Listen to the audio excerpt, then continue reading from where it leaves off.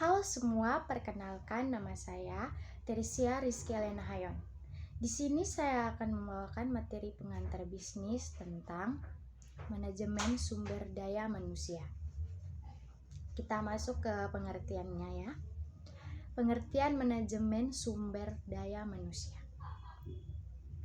Manajemen sumber daya manusia seringkali disebut dengan istilah manajemen personalita. Namun istilah personalita ini mempunyai konotasi bahwa sifatnya hanyalah mengerjakan hal-hal yang bersifat administratif saja. Sedangkan manajemen sumber daya manusia, ruang lingkupnya lebih luas pada hanya sekedar hal-hal yang bersifat administratif. Aktivitas manajemen sumber daya manusia.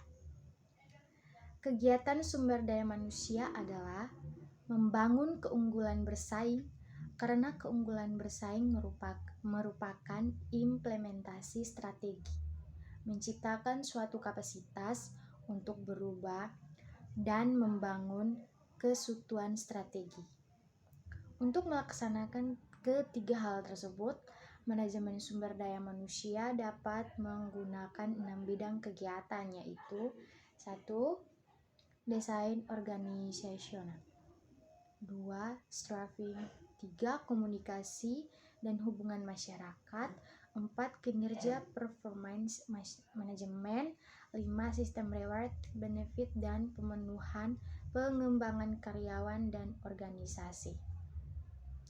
Analisis jabatan. Analisis jabatan merupakan suatu proses untuk mengumpulkan suatu informasi mengenai jabatan.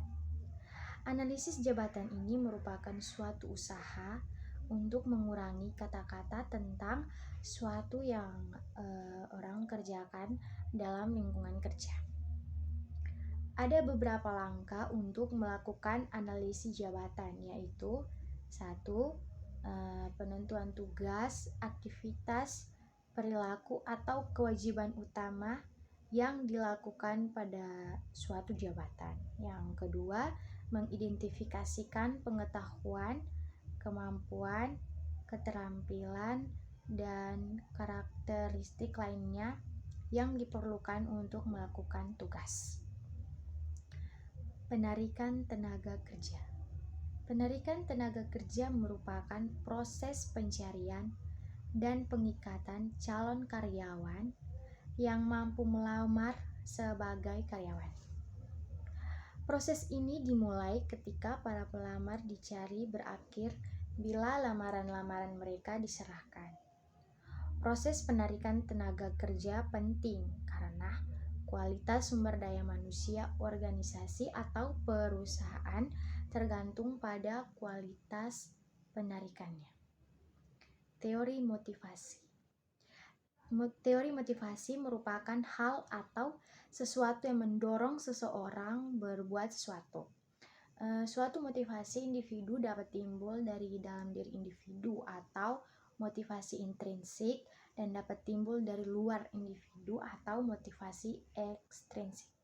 Menurut Gibson tahun 1999 ada 2 kelompok teori motivasi, yaitu 1 teori kepuasan dan 2 teori proses.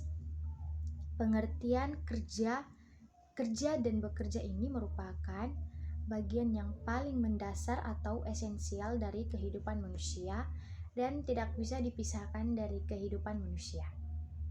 Seorang bekerja karena ada sesuatu yang hendak dicapainya, dan orang berharap bahwa aktivitas kerja yang dilakukannya akan membawa kepadanya suatu keadaan yang lebih memuaskan daripada sebelumnya. Sebenarnya, bekerja bukanlah sekedar memperoleh penghasilan bagi kepentingan keluarga, namun terkait mengejar status sosial atau derajat, pangkat, dan jabatan, agar ia terpandang di mata masyarakat lebih berwibawa dan dihormati. Pengembangan karir. Karir merupakan sejarah pekerjaan seorang atau serangkaian posisi yang dipegangnya selama kehidupan kerja. Banyak orang gagal mengelola karir mereka karena mereka tidak memperhatikan konsep-konsep dasar perencanaan karir ini. Pengembangan karir seharusnya tidak hanya tergantung pada usaha-usaha individu saja, karena hal itu tidak selalu sesuai dengan kepentingan organisasi.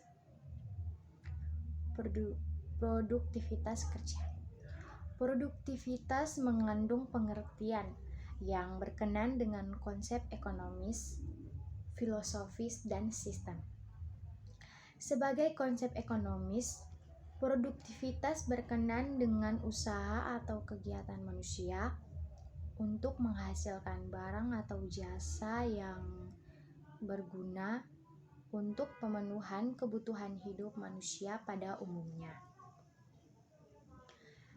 Sebagai konsep filosofi, produktivitas mengandung pandangan hidup dan sikap mental yang selalu berusaha untuk meningkatkan mutu kehidupan, di mana keadaan hari ini harus lebih baik dari hari kemarin dan mutu kehidupan hari esok harus lebih baik dari hari ini.